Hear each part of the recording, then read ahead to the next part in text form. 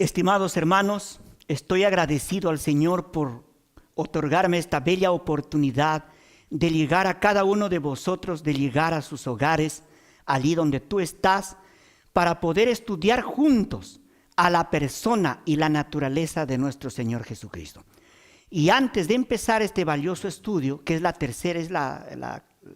tercera parte, vamos a empezar con un momento de oración.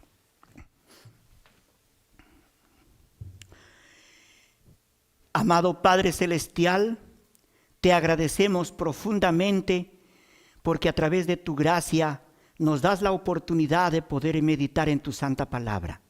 Oh Señor, no somos dignos de nada porque somos caídos, pero estamos agradecidos porque hace 2000 años tu Hijo Jesucristo descendió a este mundo oscuro y Él puso las bases para que nosotros podamos recibir tu salvación. Gracias, Señor, por este privilegio. Que tu bendito Santo Espíritu ilumine las mentes de todas las personas que van a ver, Señor, esta grabación, este estudio, y así puedan también hacer decisiones para vida eterna.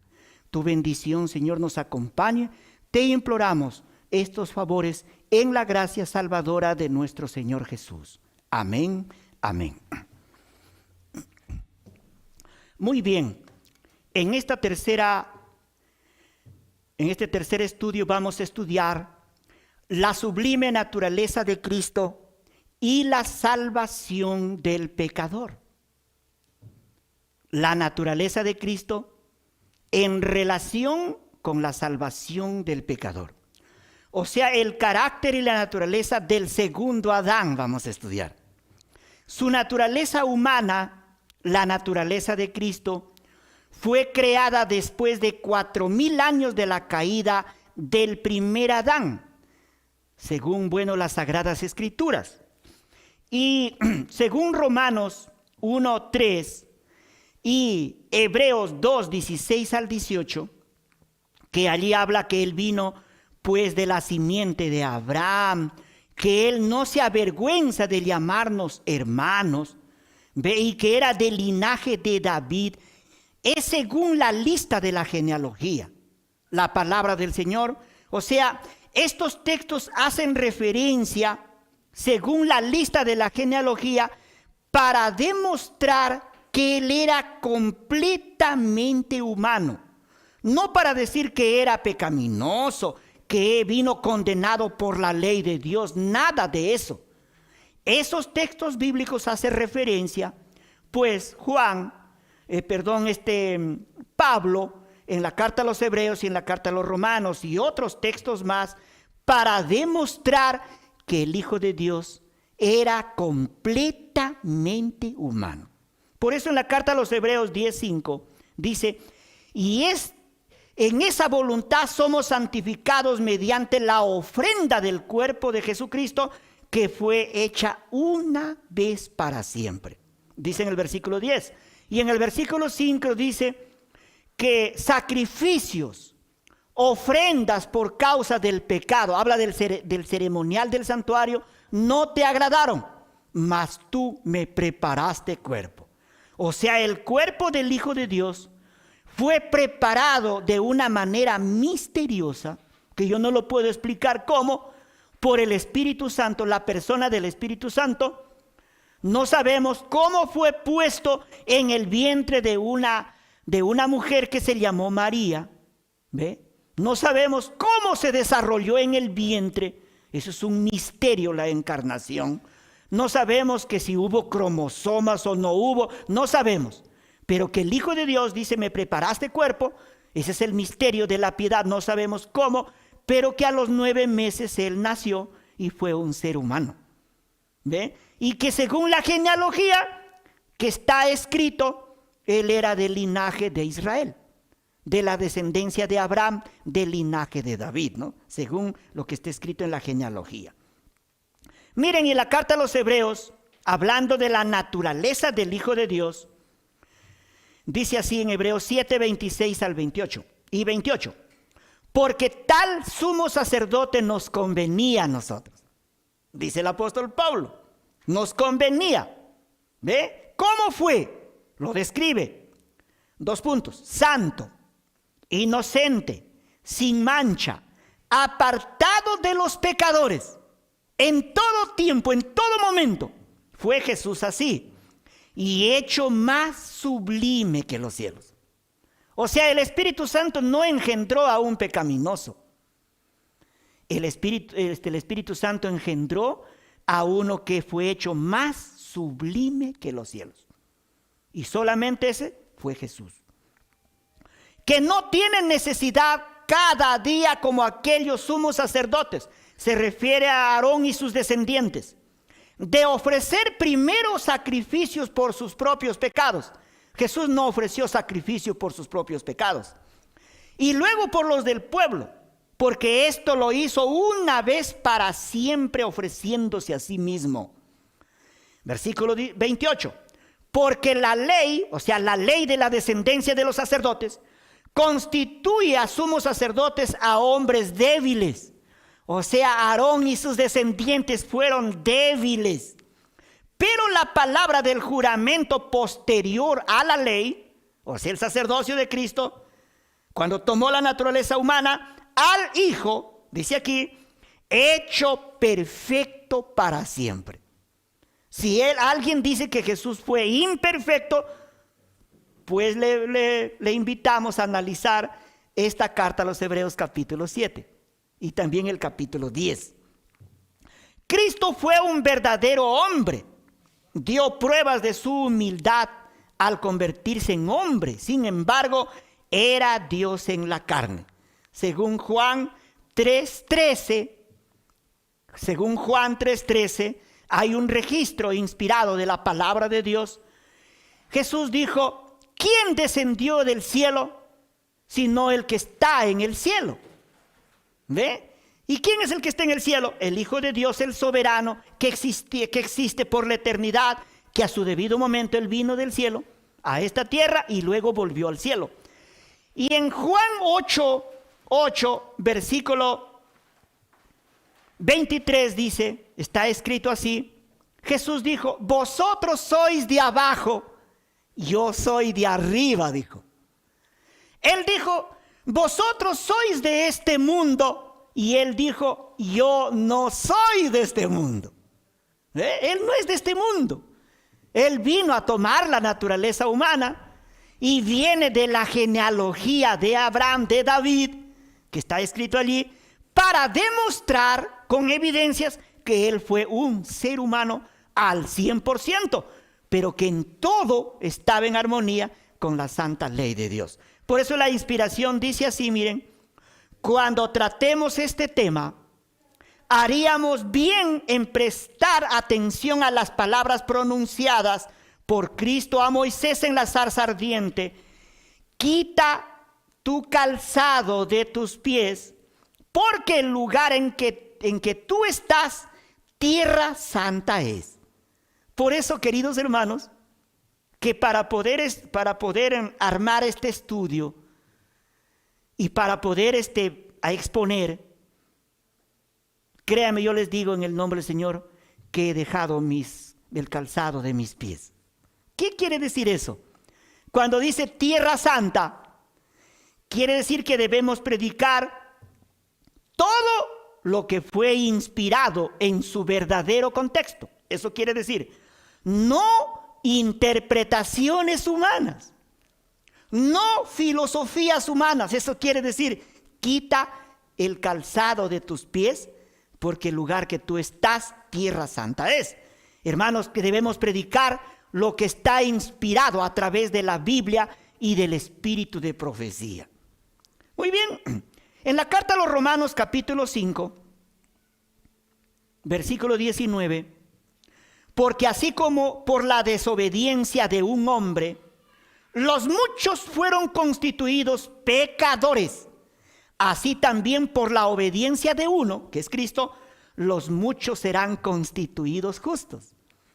O sea, el ser humano es constituido, declarado, ¿ve?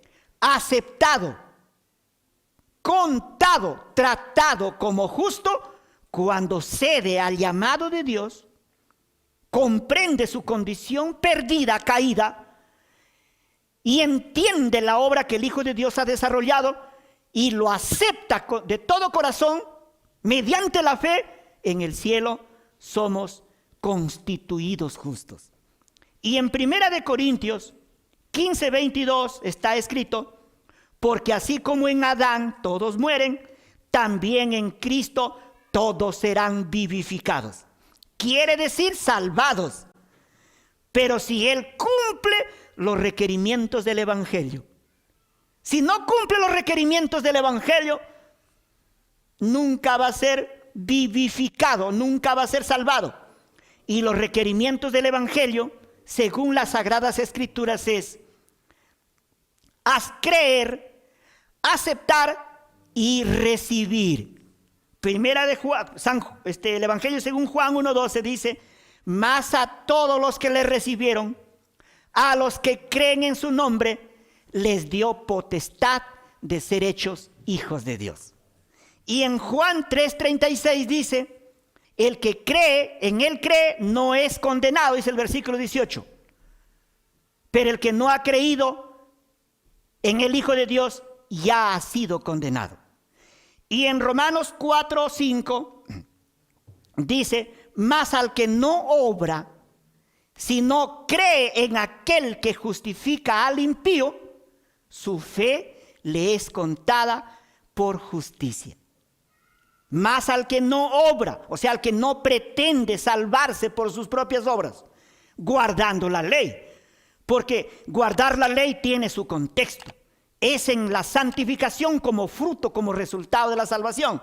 Mas al que no obra, pensando que por eso se va a salvar, si no cree por medio de la fe en aquel que justifica al impío, y aquel que justifica al impío es Dios.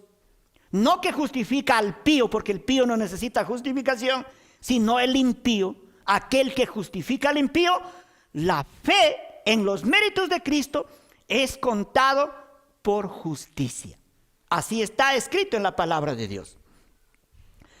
Jesús cumplió perfectamente la ley de Dios durante sus 33 años y medio de vida, desde el vientre de su madre hasta su muerte en la cruz.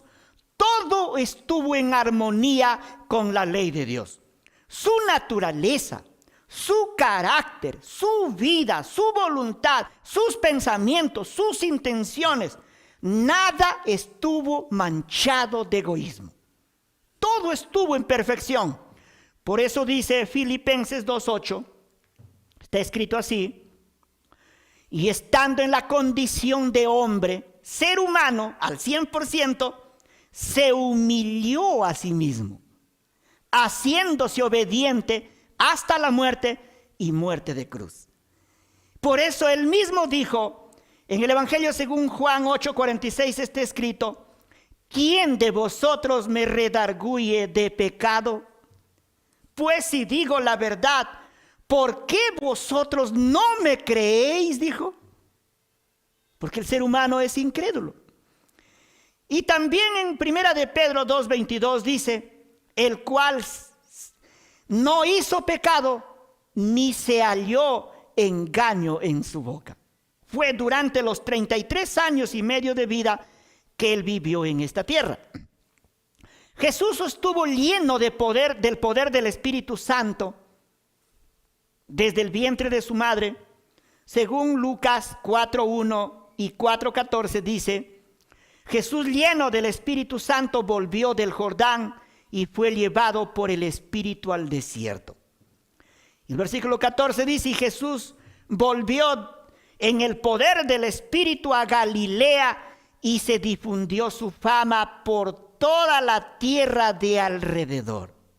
Él fue un ser humano con naturaleza debilitada, degenerada, deteriorada, caída de 4000 años de degradación, y él, como un ser humano, se condujo lleno del Espíritu Santo. Jesús venció las tentaciones de Satanás citando las Escrituras. Su mente era tan lúcida que en todo momento citó las Escrituras. Por ejemplo, en Lucas 4:4, 8 y 12 dice: Jesús respondiéndole dijo: escrito está, no solo de pan vivirá el hombre, sino de toda palabra que sale de la boca de Dios.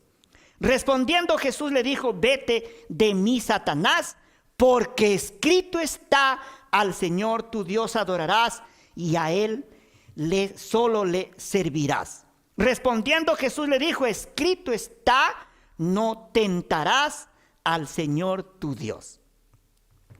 Como redimidos por la gracia de Cristo, somos llamados a imitar la vida de Jesús. Somos llamados a imitar el carácter de Jesús en esta tierra. Por eso en Juan 13:34 dijo: un mandamiento nuevo os doy, que os améis unos a otros como yo os he amado, que también os améis unos a otros. Y en 1 de Pedro 2:21 dice: pues para esto fuisteis llamados, porque también Cristo padeció por nosotros, dejándonos ejemplo para que sigáis sus pisadas. O sea, como redimidos, como salvados, como hijos de Dios, como nuevas criaturas en Cristo Jesús, somos llamados a imitar a Jesús. Esa es la vida de santificación. Y dice así la inspiración o Testimonios para la Iglesia, tomo 2, 486, dice: Él es un ejemplo perfecto y santo, dado para que lo imitemos.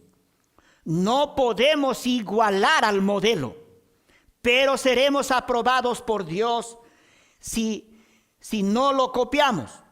Y de acuerdo con la capacidad que Dios nos ha dado, nos asemejamos a Él. El amor por las almas por las que Cristo murió nos llevará a la negación propia y a desear hacer cualquier sacrificio con el fin de ser colaboradores con Cristo en la salvación de las almas. O sea, el hecho de predicar el evangelio, de tener amor por las almas, de buscar las almas, darles estudios bíblicos, tocando puertas, repartir los volantes, orar por las almas, llamarles por teléfono, animarles en la fe, todo eso es santificación, todo eso es obediencia y es el fruto. Eso significa imitar al modelo, porque Él vino desde el cielo a buscar y a salvar lo que se había perdido. Jesús es nuestro modelo perfecto para seguir el camino de la santificación. Por eso, 1 de Pedro 2:23 dice que cuando le injuriaban, Él no injuriaba. Que cuando a Él le pegaban, Él no pegaba a nadie, sino que sonreía y encomendaba la causa al que juzga justamente.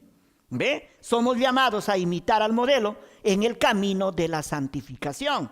Y en Isaías 56 dice: di mi cuerpo a los heridores y mis mejillas a los que me arrancaban la barba, y no escondí mi rostro de injurias y disputo. ¿Ve? O sea, en la vida de santificación, cuando el Espíritu Santo dirige la vida, la mente del creyente redimido, del que ha nacido de nuevo, podemos imitarlo al Señor Jesús siendo pacientes, no siendo contradictores, iracundos, maldicientes, odiosos, vengativos. Eso es una señal de que la persona no ha nacido de nuevo. Por eso dice así la inspiración, manuscrito 97, 1909, y Mente, Carácter y Personalidad, página 527. Jesús tomó la naturaleza humana y soportó el rechazo del mundo para demostrar a los hombres y las mujeres que pueden vivir sin pecado, o sea, sin cometer pecados, para que sus palabras, sus actos, su actitud pudieran ser santificados por Dios. Cuando la luz del cielo repose sobre nosotros, continuamente representaremos a Cristo. ¿Cómo le representamos entonces a Cristo? Viviendo la vida de santificación, viviendo la vida de obediencia a la ley de Dios, viviendo la vida de renuncia al pecado, viviendo una vida de santidad. Y esa vida de santidad no simplemente significa el cumplimiento del código según la letra. No simplemente eso, justamente eso hacemos. Y eso debemos de hacer cada día. Pero la santificación es algo más profundo, según la palabra de Dios. La santificación significa, la verdadera santificación significa también aborrecer al pecado. Dice, miren la inspiración, Mensajes Selectos, tomo 1, 327. ¿Os imagináis que podéis desprenderos del pecado poco a poco? Mucha gente piensa que va a seguir pecando él ahí voluntariamente. Dejar el pecado poco a poco. Hace una pregunta. O desprendeos de esa cosa maldita inmediatamente. Aborrecer las cosas que aborrece Cristo y amad las cosas que ama Cristo. ¿Cuáles son las cosas que ama Cristo? Justamente las cosas que ama Cristo es buscar al pecador, amar al enemigo, guardar la ley de Dios, buscar las almas, orar por ellas, no incomodarse pues en el momento de la adversidad y de la prueba y todas las cosas que Jesús desarrolló en esta tierra. También la santificación significa amar al enemigo.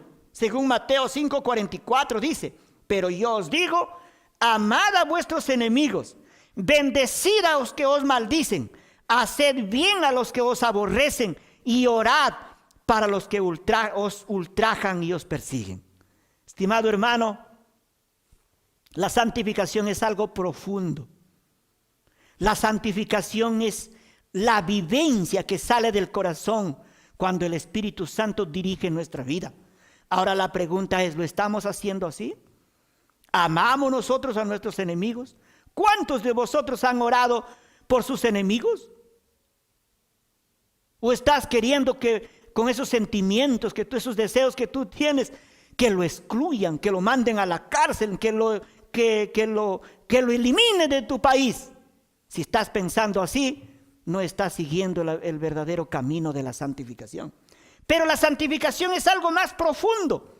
También la santificación es ser como niños.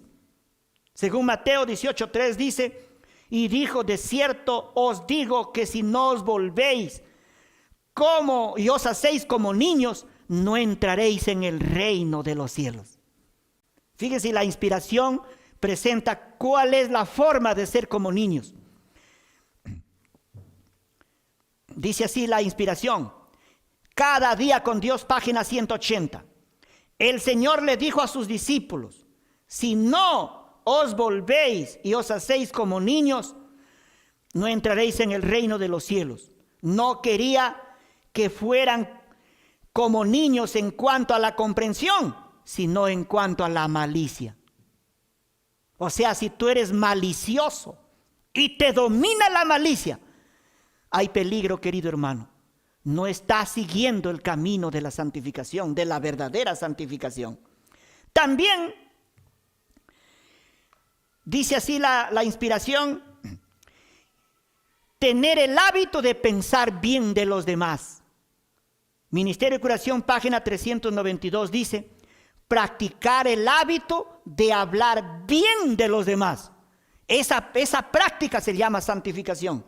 Pensad en las buenas cualidades de aquellos a quienes tratáis y fijaos lo menos posible en sus faltas y errores.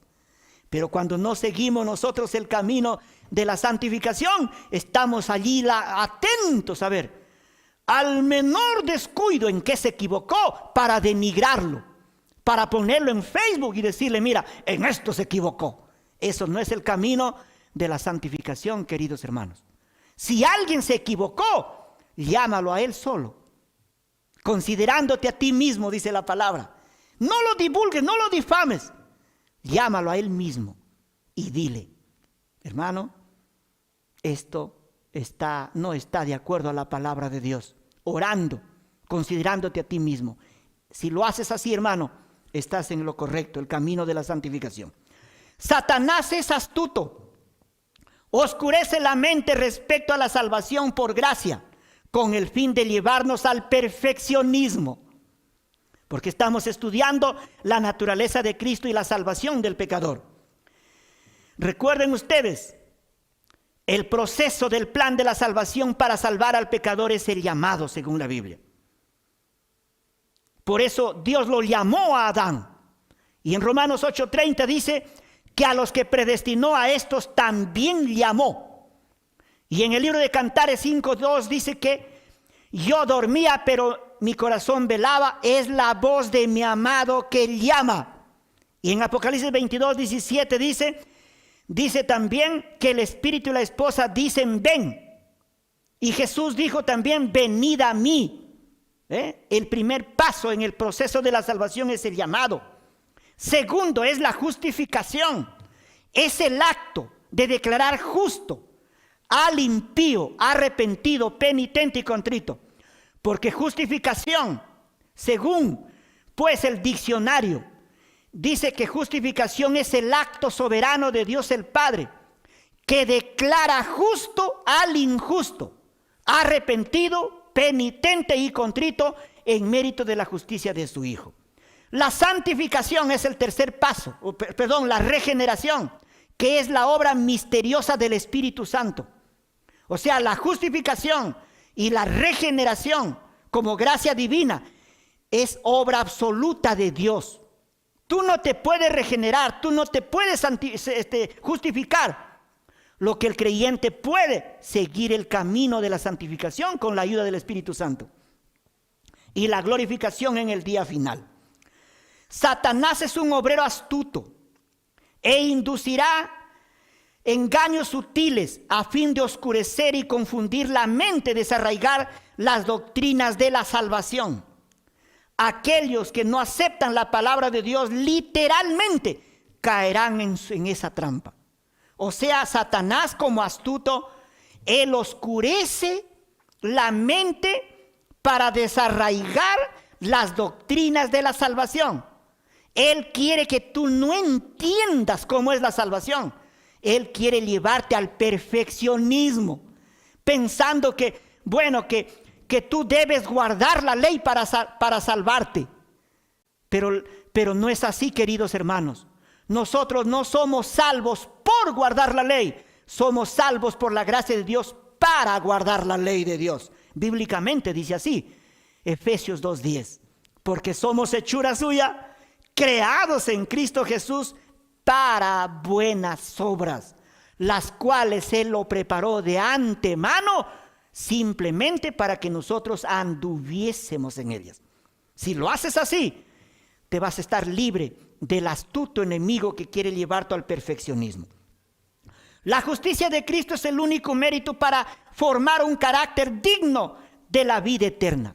Según Efesios 5:2, dice así: Cristo nos amó y se entregó a sí mismo por nosotros, ofrenda y sacrificio en olor fragante. O sea, la justicia de Cristo, la obra que desarrolló con su encarnación, su vida de santidad, sus sufrimientos y su muerte y su gloriosa resurrección, esa es la justicia de Cristo, es el único mérito para formar ese carácter digno de la vida eterna. Porque en mérito a ese carácter, a esa justicia, nosotros recibimos la salvación de la culpa del pecado en el momento de la justificación. Recibimos la salvación del poder del pecado en el momento de la regeneración. Y recibimos nosotros la salvación de la corrupción del pecado, del dominio del pecado, cuando nosotros vivimos esa vida de santificación. Y nosotros recibiremos la salvación de la presencia del pecado en el día de la glorificación y seremos llevados a un mundo donde no existe pecado, donde no existe egoísmo, pero en este mundo existe el egoísmo y aún se ha arraigado en el corazón de los seres humanos. La inspiración dice así, Joya de los Testimonios 367 dice así: si Cristo hubiese rehusado beber la copa, el resultado habría sido la ruina eterna de la familia humana. cuán pocos hay que se dan cuenta de que todo esto ha sido sobrellevado para ellos personalmente y que raciocinen de esta manera. Esto fue para mí, a fin de que yo pueda formar un carácter digno de la vida eterna. O sea, cuán astuto es el enemigo, que los seres humanos no nos damos cuenta que toda la justicia, la obra que el Hijo de Dios desarrolló en esta tierra, fue para que tú y yo, querido hermano, podamos tener ese perfil del carácter para vivir eternamente. Sin la justicia de Cristo no somos nada. Por eso Él dijo, separados de mí, nada podéis hacer. Debemos meditar profundamente. Así está escrito la palabra de Dios. Un ángel no nos podía salvar, queridos hermanos. Miren lo que dice así la inspiración, Patriarcas y Profetas, página 45. Los ángeles se arrodillaron ante su soberano y se ofrecieron ellos mismos como sacrificio por el hombre. Pero la vida de un ángel no podía satisfacer la deuda. ¿Por qué la vida de un ángel no podía satisfacer la deuda del hombre? Porque la deuda es frente a los requerimientos de la ley. Y los requerimientos de la ley son tan altísimos que ningún hombre lo puede llenar. Por eso la vida de un ángel no podía satisfacer la deuda. Si un ángel hubiera tomado la naturaleza humana, en el primer round el enemigo lo hubiera vencido. Por eso tuvo que venir el mismo Dios. Solamente aquel que había creado al hombre tenía poder para redimirlo. Cristo iba a ser hecho un poco menor que los ángeles, para que por la gracia de Dios experimentara la muerte por todos.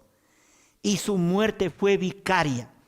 Su muerte fue como el cordero sin mancha y sin contaminación, destinado desde antes de la fundación del mundo. Según pues Hebreos 2:9 y Patriarcas y Profetas, página 45. Los sufrimientos y la muerte que soportó eran parte del plan de salvación para llenar los requerimientos de su justicia. Según Isaías 53, 3 hasta el versículo 7, cuando dice que Él fue despreciado y desechado entre los hombres, que fue varón de dolores, experimentado en quebranto.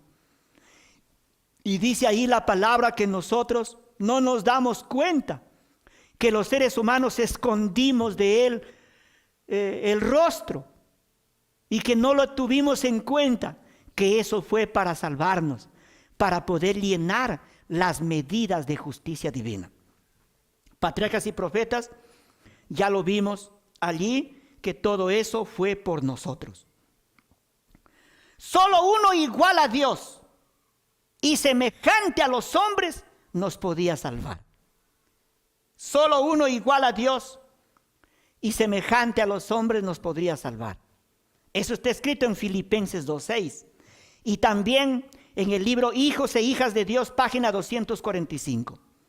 El Señor, nuestro Redentor, plantó su cruz a la mitad del camino entre el cielo y la tierra y la convirtió en el medio de atracción que alcanzó a ambos extremos, atrayendo tanto la justicia como la misericordia a través del abismo. Allí la justicia vio a uno igual a Dios. Recibía el castigo de toda injusticia y pecado. Con perfecta satisfacción se inclinó la justicia, reverente ante la cruz, diciendo basta. Allí el Hijo de Dios estableció los fundamentos, la plataforma, querido hermano, para que tú seas salvado.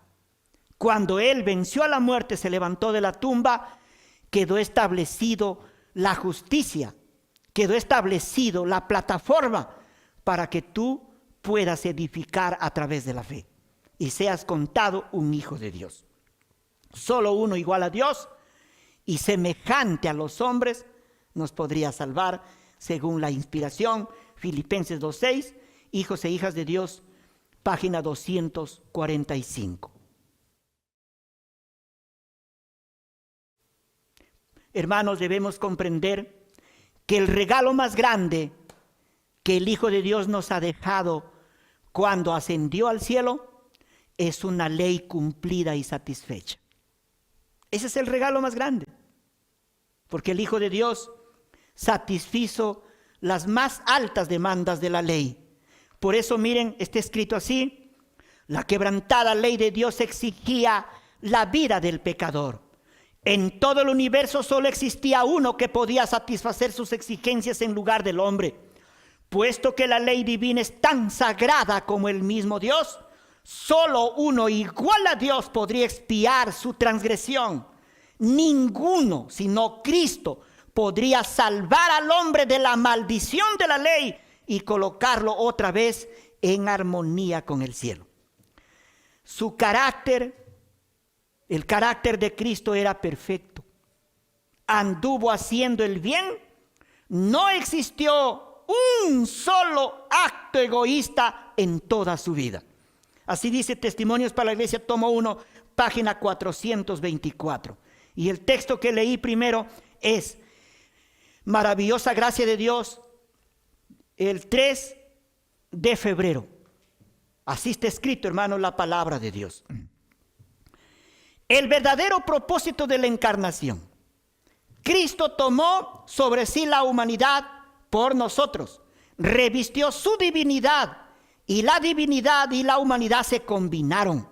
Mostró que la ley que Satanás declaró que no podía guardarse, sí podía guardarse. Tomó la humanidad sobre sí para demostrar que con la divinidad y la humanidad combinadas, el hombre podía guardar la ley de Dios, de Jehová. O sea, para poder guardar la santa ley de Dios, primero tenemos que nacer de nuevo. Y el nuevo nacimiento no es de nosotros, es una obra de gracia divina. Porque naturalmente al hombre no le gusta guardar la ley. Naturalmente al hombre no le gusta obedecer la ley. Ni tampoco puede, dice, ¿no? Por eso dice así, miren, pues está escrito en Romanos 8:3. Lo que era imposible para la ley por cuanto era débil por la carne, Dios enviando a su Hijo en semejanza de carne de pecado, y a causa del pecado condenó al pecado en la carne. Y el versículo 7 dice que los designios de la carne son enemistad contra Dios. Quiere decir que el hombre, por naturaleza, antes de ser salvado, no le gusta la obediencia, no le gusta obedecer, no le gusta guardar el sábado, no le gusta ser fiel en su mayordomía, no le gusta. El hombre odia la ley naturalmente. Por eso Cristo tomó la naturaleza humana y él, como un ser humano sin pecado, demostró que la ley sí se puede guardar. Pero para poder guardar la ley, primero tenemos que ser una nueva criatura. Por eso 2 Corintios 5:17 dice: de modo que si alguno está en Cristo, nueva criatura es. Las cosas viejas pasaron y he aquí todas son hechas nuevas. Jesús fue 100% humano, pero sin mancha de pecado. La inspiración dice así, Manuscritos Reales, tomo 16, páginas 181-182. Ni siquiera tomó la naturaleza de los ángeles, sino la naturaleza humana perfectamente idéntica a la nuestra, excepto sin mancha de pecado. O sea, él fue un ser humano real, solo que no tenía la mancha del pecado. Y sabemos que la mancha del pecado es el egoísmo. Eso no tenía el Hijo de Dios. Un cuerpo humano, una mente humana, con todas sus propiedades peculiares, era hueso, cerebro y músculo. Fue entonces 100% humano, pero sin mancha de pecado. La naturaleza de Cristo también debemos estudiarlo en relación con el santuario. Porque, miren, en el libro Comentario Bíblico Adventista 7A en la página 317 dice: todas las ceremonias de la ley judaica eran proféticas, simbolizaban misterios del plan de redención. O sea, todas las ceremonias, desde el sacrificio de la avecita más chiquita, la más pequeñita, una tórtola, hasta el sacrificio de un buey, todos esos miles de sacrificios que se celebraron durante 4000 años, simbolizaban misterios del plan de redención. Y Patriarcas y Profetas, página 364, dice: el santuario mismo, también el ministerio de los sacerdotes, debía servir de figura y sombra del ministerio de Cristo en el cielo. ¿Ve? Y sabemos nosotros que su sacerdocio, el sacerdocio de Cristo, a favor de la salvación del pecador, tiene 3 fases. Primero, su obra en el atrio, la tierra. Segundo, su obra en el lugar santo, 1813 años, contando desde el año 31 que él se fue al cielo. Y la última fase, su obra en el lugar santísimo, que empezó en el año 1844. Pero todas las ceremonias eran profecías, simbolizaban misterios del plan de redención. Por eso Juan, inspirado, dijo: he allí el Cordero de Dios que quita el pecado del mundo. Dijo de Jesús. Y primera de Pedro 1:19 dice: sino con la sangre de Cristo como de un cordero sin mancha y sin contaminación, destinado desde antes de la fundación del mundo. Deseo a toda la gente, es página 34, hablando de la naturaleza de Cristo relacionado con el santuario. Dice, con el ceremonial del santuario, las ofrendas presentadas al Señor debían ser sin mácula. Estas ofrendas representaban a Cristo, y por ello es evidente que Jesús mismo estaba exento de toda deformidad física. Por supuesto que él no medía la estatura de Adán, pero físicamente era un ser humano. Era el Cordero sin mancha y sin contaminación. Su organismo físico no era afeado por el defecto alguno. Su cuerpo era sano y fuerte. Durante toda su vida vivió en conformidad con las leyes de la naturaleza, tanto física como espiritualmente. Qué raro que su cuerpo era sano y fuerte. Dice que él cargó nuestras enfermedades, pero él no era enfermo. Él por nosotros se hizo pecado, pero él no tenía pecado. Son rarezas de las escrituras, ¿no? Dice que él tomó sobre sí nuestra naturaleza pecaminosa, pero él no era pecaminoso, no era depravado. Él era el Cordero sin mancha y sin contaminación. Eso queda para nuestro estudio de nosotros, nuestra investigación. La madera que se empleó en la construcción del santuario y en sus muebles del santuario era de acacia, la menos susceptible al deterioro de todas las que había en el monte Sinaí, y todo estaba cubierto de oro. Porque el santuario mismo también era un símbolo del ministerio de Cristo. Por eso, miren, Cristo tenía 2 naturalezas: divino humano. ¿Ve?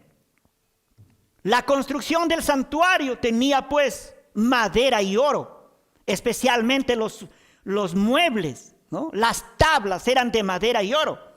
La madera de acacia posiblemente puede simbolizar la humanidad del Hijo de Dios. Muy resistente, Jesús en su naturaleza humana fue muy resistente al pecado, así como la acacia, muy resistente al deterioro, a la polilla. Es igual que las cubiertas del santuario, la que estaba arriba, la intemperie, era de piel de tejón, y durante los 40 años que permaneció en el desierto, ni el polvo, ni el sol, ni el viento ni las inclemencias del tiempo lo deterioraron. Fue tan resistente a las inclemencias. También puede simbolizar la vida, la naturaleza, el carácter del Hijo de Dios. Él durante sus 33 años y medio fue tan resistente al pecado, así como la madera no se torció, no se corrompió, no se polilió. El Hijo de Dios no se corrompió con el pecado, con la inmundicia, con el egoísmo, para poder salvar al pecador. Por eso Él dijo así: ¿quién de vosotros me redarguye de pecado? Él apareció para quitar nuestros pecados y en Él no hay pecado. Él fue tentado en todo según nuestra semejanza humana, pero sin egoísmo, sin pecado. Y dice que Él no hizo pecado. Esto es en la práctica, en los actos decisivos. Él no practicó el pecado, ni se halló engaño en su boca. Fue perfecto, el Cordero sin mancha. Ni aún muerto, dice la Escritura, que su cuerpo se corrompió. Eso está escrito en el Salmo 16:10. No permitirás que tu santo vea corrupción. Él murió un viernes a las 3 de la tarde. Permaneció toda esa noche. El sábado en el día, todo el día. El sábado en la noche. Y al amanecer el domingo, Él resucitó. Pero su cuerpo no fue corrompido. Así está escrito en la palabra de Dios. Y debemos aceptarlo como está escrito. No debemos filosofar allí. Fue en todo semejante a sus hermanos. Llegó a ser carne como cualquiera de nosotros. Sufrió hambre, cansancio y sed. Necesitó alimento y dormir. Compartió la suerte del hombre, aunque era el inmaculado de Dios. Él no fue engendrado de hombre, pecador, hermanos. Él no nació en pecado. Hay que entender, hermanos. Él no nació en egoísmo. Él era inmaculado, el Cordero de Dios.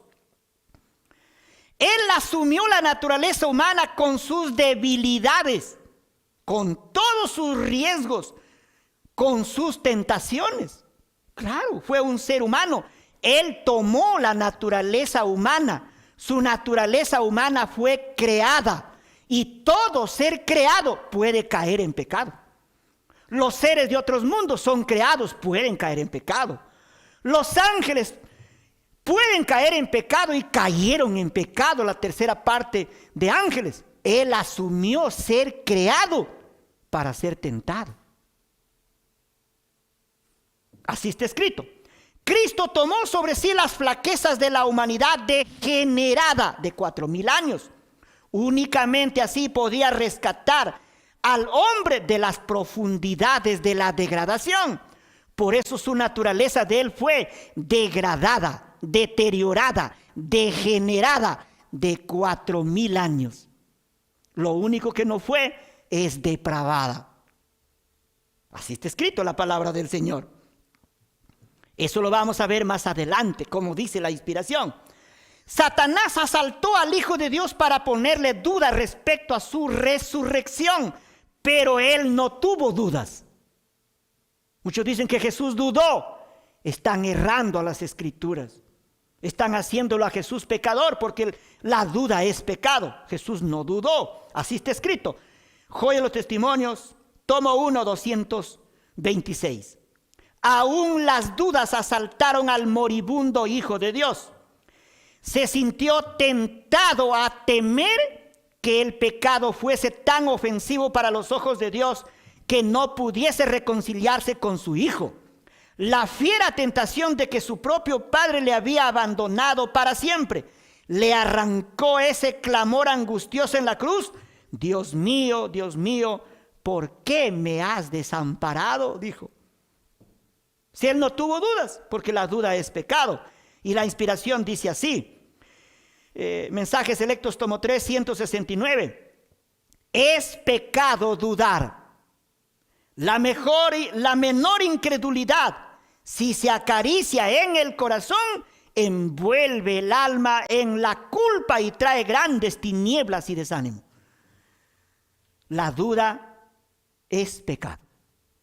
Así que si tú dices que Jesús dudó, estás diciendo que Jesús fue pecador. Y si él fue pecador, necesitó sustituto y garante. Ya Jesús no dudó. Fue tentado por la duda, pero no dudó. Gloria sea al Señor. Bendito sea el nombre del Señor.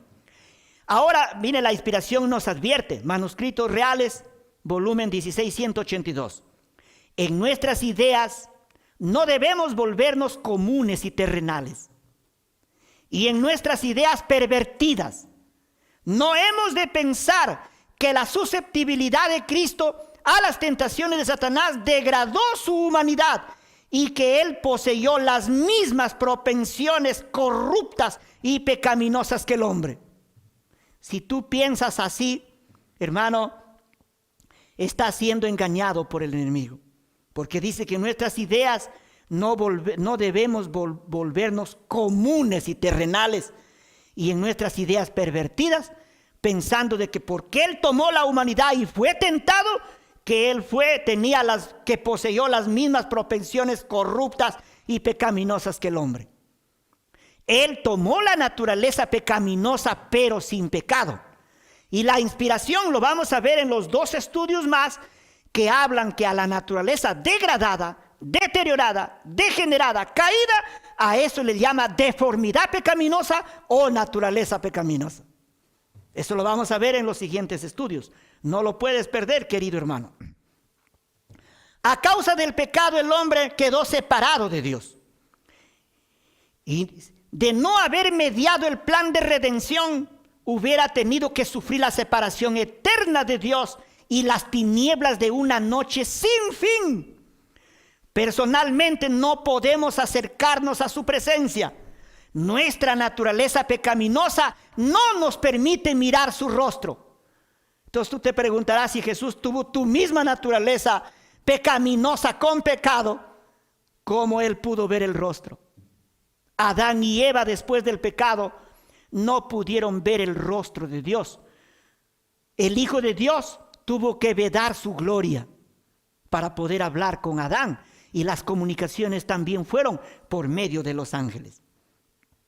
Jesús estaba delante del Padre como mediador, en cumplimiento a la última fase de su ministerio sacerdotal.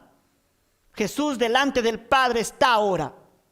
Él ha vencido, ha resucitado, ascendió al cielo, y Él está allí como nuestro mediador. Por eso dice que hay un solo Dios y un solo mediador entre Dios y los hombres, y es Jesucristo. Y en Hebreos 9:14 dice: Cristo no entró en el santuario terrenal hecho de manos de hombres, que fue figura del verdadero santuario, sino en el cielo mismo, para presentarse por nosotros ante Dios, para recibir, justamente es para recibir la justificación y para recibir la regeneración. Para eso Él presenta sus méritos, porque la justicia de Cristo nos es imputada y nos es impartida. Y en Hebreos 2:18 dice: pues en cuanto Él mismo padeció en esta tierra siendo tentado, y es poderoso para socorrer a los que son tentados. Como ser humano, Él fue tentado aún 100 veces más que nosotros somos tentados. Gracias a Dios que Él es nuestro segundo Adán. Hermanos, hemos estudiado en esta tercera parte del estudio la naturaleza de Cristo y la salvación del pecador. Querido hermano, todo está establecido para que tú seas una nueva criatura. Todo está establecido, hermano, para que tú escuches el llamado de Dios, porque el Espíritu Santo está en esta tierra cuando el hombre cayó en pecado y no ha ido al cielo. Desde el primer hombre que pecó, Él sigue llamando. Todo está preparado para que tú escuches, hermano, el llamado de Dios. Todo está preparado para que tú seas declarado justo, hermano. Todo está preparado para que tú seas regenerado, querido hermano, salvo del poder, del dominio, de la corrupción, de la malignidad del pecado. Todo está preparado por el Hijo de Dios para que tú puedas vivir esa vida de obediencia a los mandamientos de Dios y puedas ser aprobado en el día del juicio investigador. Y seas tú lleno del poder del Espíritu Santo si estás con vida, y puedas ser glorificado en el día final cuando el Hijo de Dios vuelva. porque Él tomó nuestra naturaleza humana y Él vivió la vida que nosotros no podemos vivir. Él cumplió los requerimientos de la ley. Hermano, mi más grande anhelo es que tú seas salvo, pero tú tienes la última palabra. Tú tienes que decidirlo, hermano, aceptar la salvación, porque es una obra ganada. Que el Señor te bendiga. Es mi deseo en el nombre del Señor Jesús. Amén.